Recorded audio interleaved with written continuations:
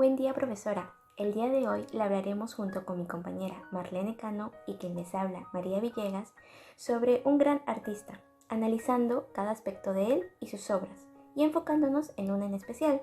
A continuación conoceremos un poco del artista. Giovanni Battista di Jacopo, llamado por todo el mundo Rosso Fiorentino por su color de pelo rojo, fue un pintor del Renacimiento toscano que ayudó a iniciar de alguna manera lo que conocemos como arte manierista. Él nació en Italia en 1494 y murió en 1540.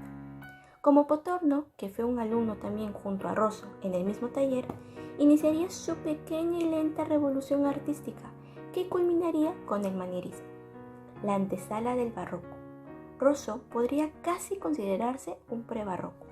Él fue un alumno muy educado, muy culto, rebelde, un poco. Fiorentino rápidamente se rebela contra el excesismo clasicismo que había en el Renacimiento. Le gustaba, eso sí, Miguel Ángel, en el que se inspiraría toda su vida. Viajó por Italia, trabajando en lo que le encargaba y dejando muy buena impresión, pero acabó en Francia, donde trabajó para Francisco I, dirigiendo las obras decorativas en el castillo Fontainebleau e integrando la primera escuela homónima. ¿En qué contexto se sitúa el artista? Él es uno de los representantes del manierismo. Es un estilo artístico que se sitúa convencionalmente en las décadas centrales y finales del siglo XVI.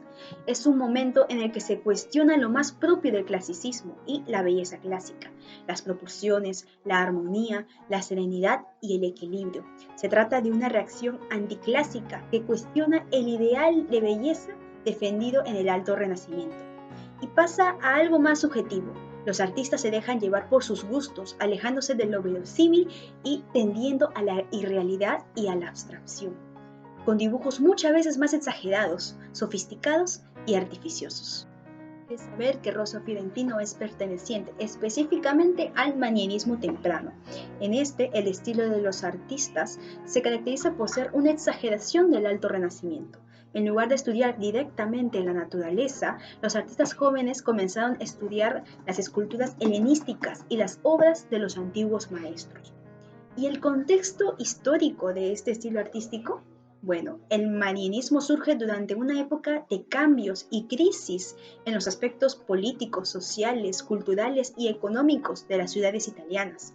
Su comienzo está marcado por el saco de Roma de 1527 por parte de las tropas de Carlos I, provocando que muchos artistas dejaran Roma y se trasladaran a Florencia y Venecia, las cuales se convirtieron en uno de los centros culturales más importantes de la época.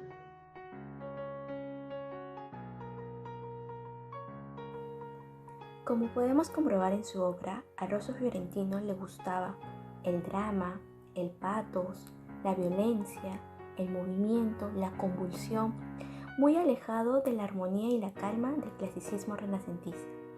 Hay que decir que en las obras de Rosso Fiorentino se aprecia que en él predomina un dibujo muy llamativo, mediante el cual crea contornos fuertes para las formas, hasta angulosos para las figuras. Algo que cuadra a la perfección son sus colores irreales, un extraordinario ejemplo de pintura marianista.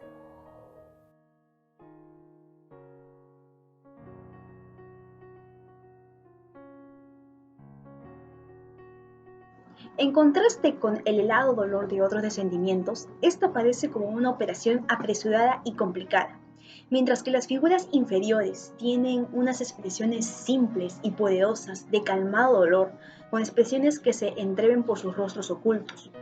El cielo es sombrío, las tres escaleras y aquellos que llevan a Cristo parecen precarios. El propio Cristo es plano. Puede verse el contraste entre esta escena frenética y alborotada con la composición igualmente compleja.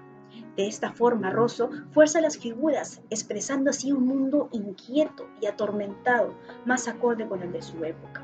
Obtiene expresiones dramáticas a partir de volumetrías angulosas, de la representación de los movimientos convulsionados de algunos personajes, o por el uso del color intenso, como ejemplo, su fondo pintado con un barniz azul pálido que simula el cielo.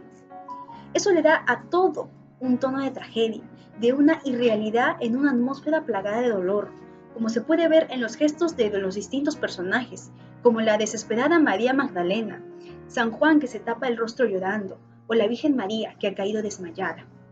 El efecto de luz incide violentamente desde la derecha de la composición, creando más que un contrastante, un chocante claroscuro.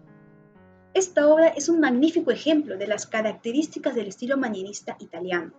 Forma parte del tipo de pinturas realizadas por un grupo heterogéneo de artistas, cada uno con su propio estilo y rasgos personales, pero siempre grandes admiradores de la pintura de Miguel Ángel. Muchas gracias.